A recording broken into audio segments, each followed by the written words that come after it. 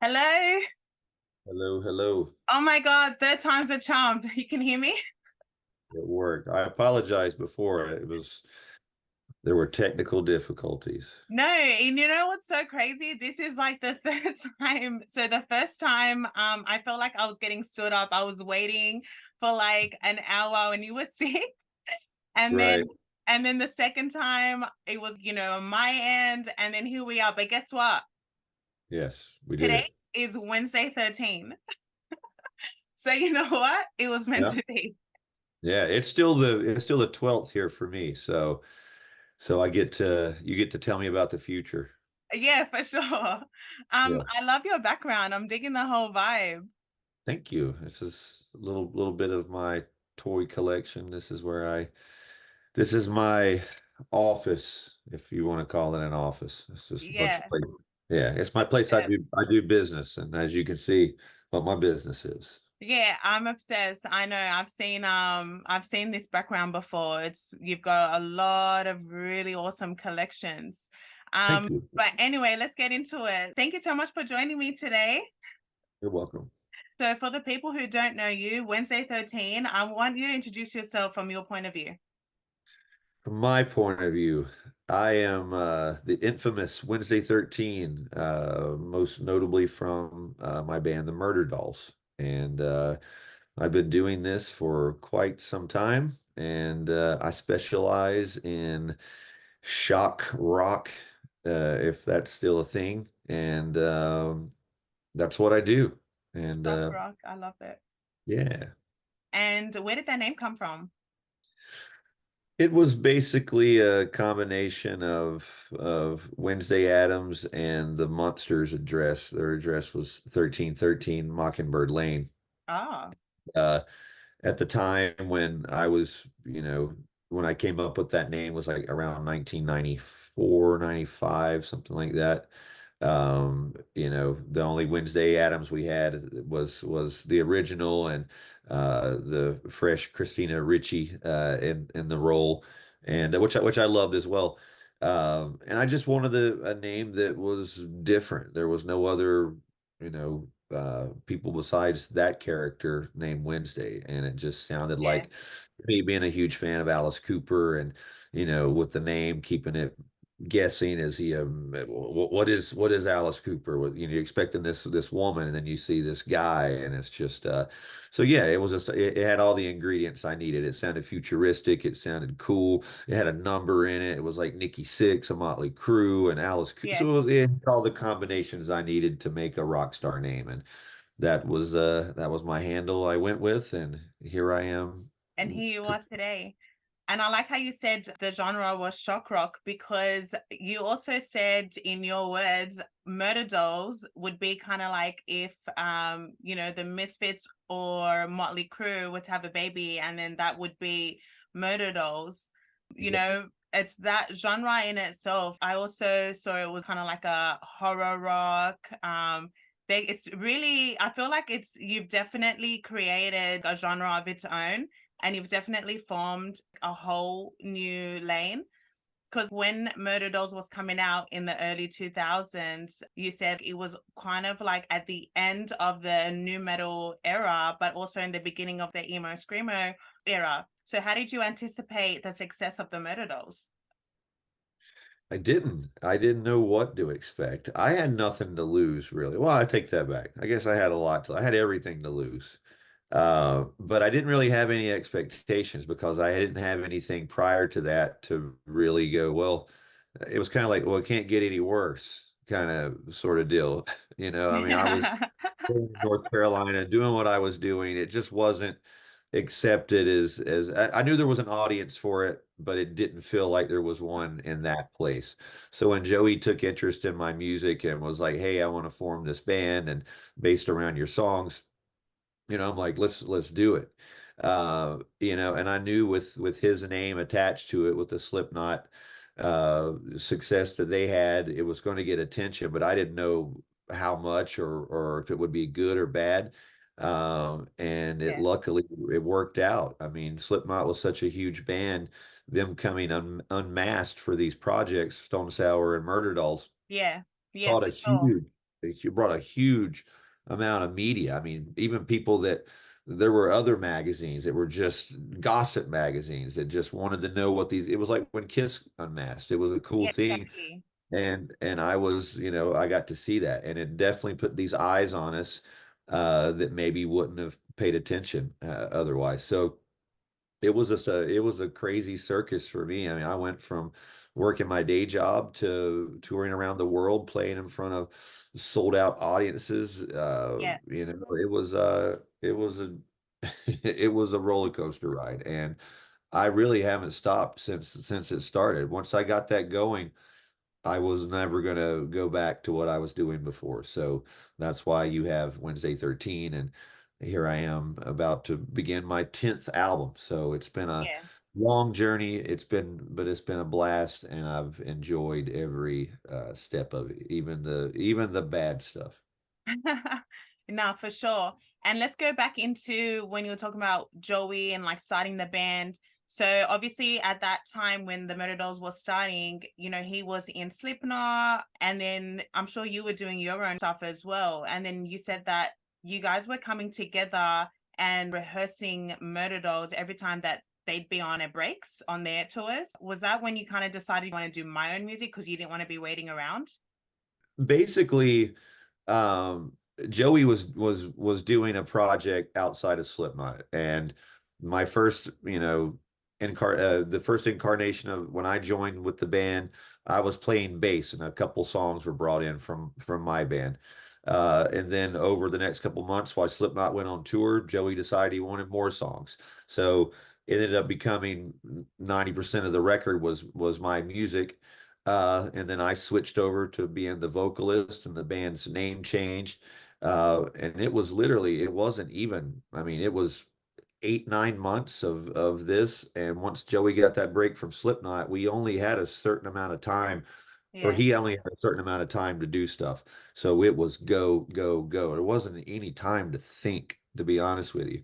It was Okay. just what you got is what you got. And we Yeah. luckily, when we met as a band and we had the band, we all had our individual looks. We looked like we were in a band together, and Yeah. we weren't even dressed up yet. Yeah.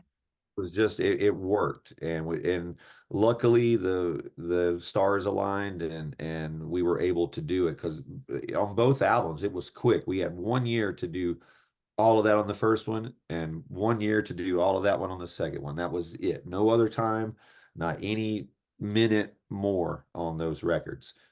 Yeah, for sure. And so you're going on tour. Have you started your tour already, haven't you? Or not I yet, like the just world?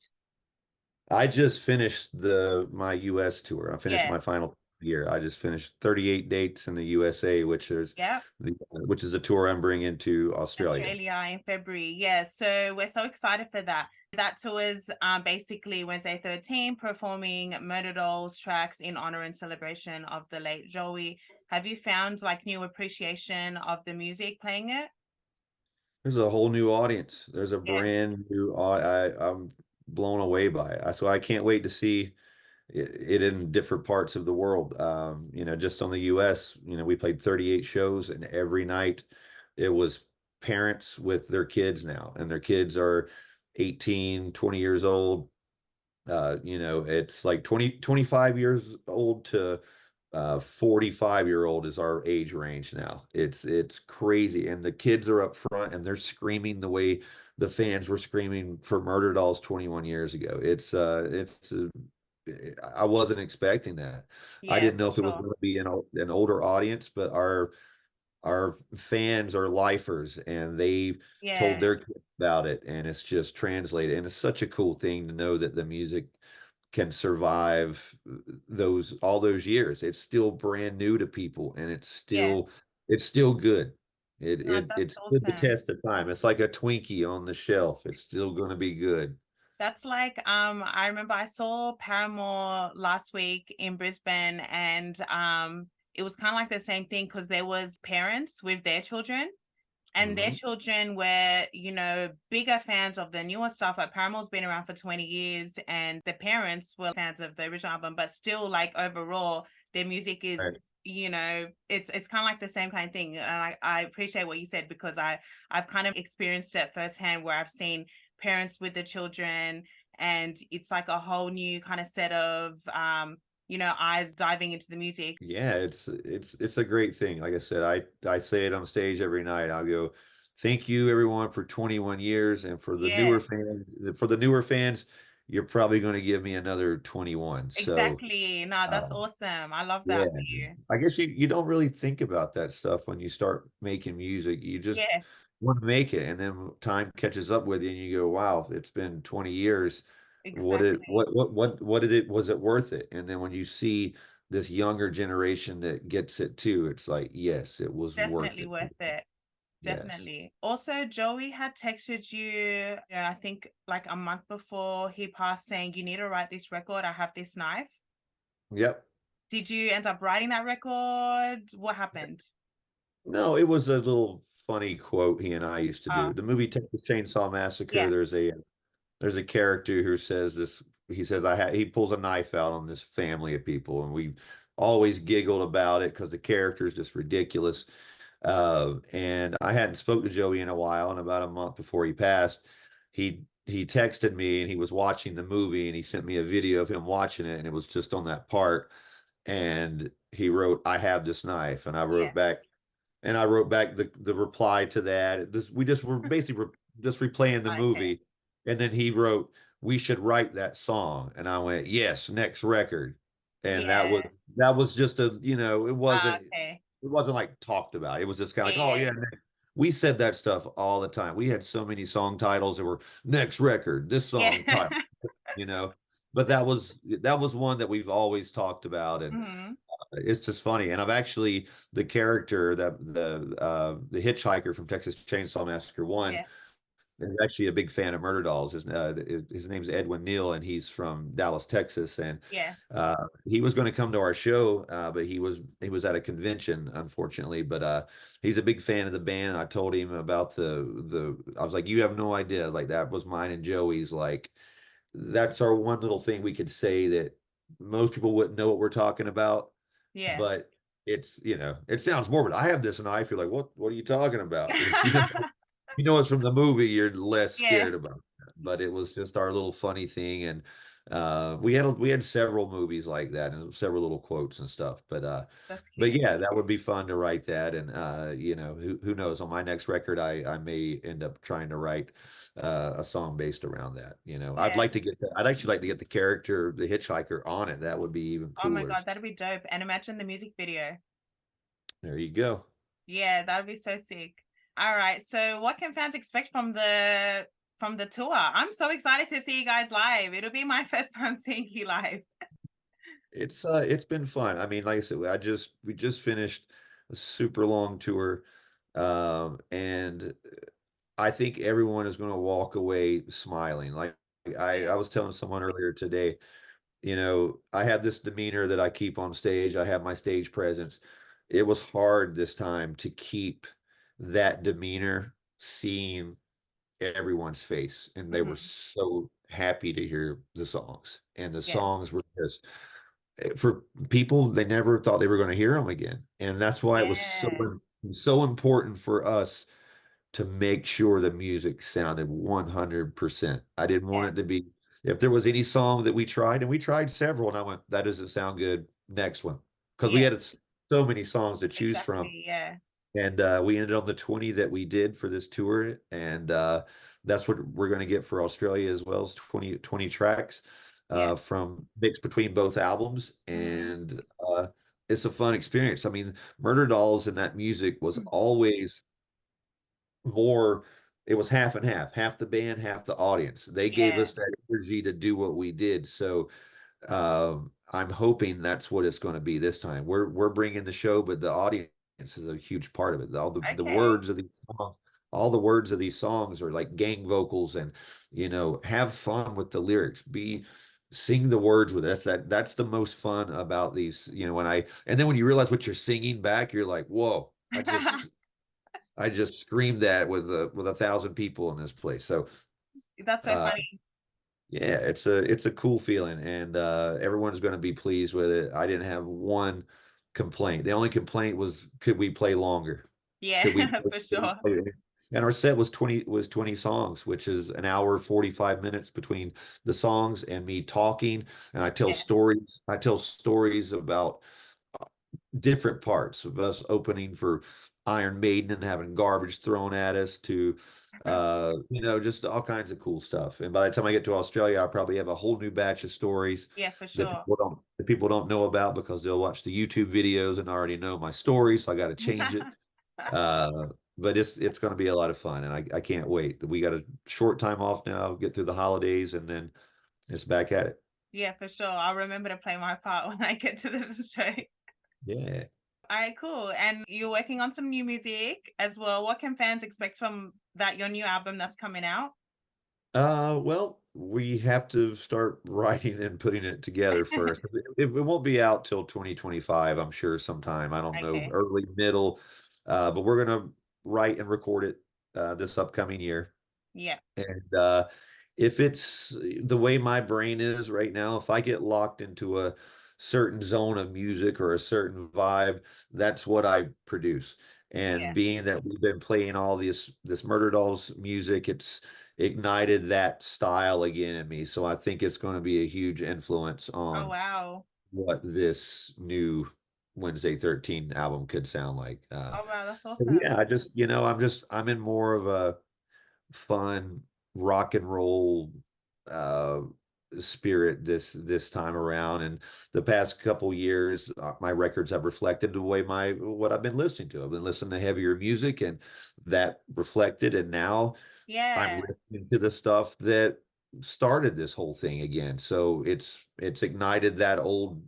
I've been watching Kiss videos and Hmm. listening to Kiss every single day for the last 2.5 months. Wow. They're and to me, they're the ultimate rock band. I grew up listening to them. So just doing that is watching that as inspired it as well. So I think Yeah. people are going to. I think they can expect a punk rock and roll record I love on the next. that. That's Yeah, cool. And you yourself, like you're such a character. You're animated, you're theatrical, you're just so unique. Have you ever thought about doing acting or being in like horror films or even directing one? I would love to do something in films as far as directing or writing Yeah. some stuff, because that's just that's why I started doing music, because I couldn't make Mm. movies when I was younger, and getting a hold of a camera was more expensive than getting a cheap guitar. Yeah. So I wrote songs about movies because I Mm. couldn't make them. I think that would just be a natural thing for me to do. But as far as like acting, I don't really have any desire to do it, but I wouldn't turn down an opportunity. I've seen Yeah. some people do some stuff that's super cool. Speaking of Yeah. Kiss, when I saw Gene Simmons as playing a villain in uh, the '80s movies, I was like, yes, this is great. And I still like it. So if I could be a villain in a movie and get killed by Sylvester Stallone, sign me up. But that's the kind of role I would want. I don't want to be Forrest Gump or try to get the Academy Award. I want the minimal thing. Yeah, you're funny. I would love to see you directing. I reckon yeah, you'd definitely direct something really cool for sure. I hope so. I hope so. Nah, I try my best. especially with your influence and the movies that you like, and just seeing from your background, like you've got a really, eclectic taste, but I love it. It'll happen. It'll happen I one think day. it would for Yeah. sure. Let's manifest it.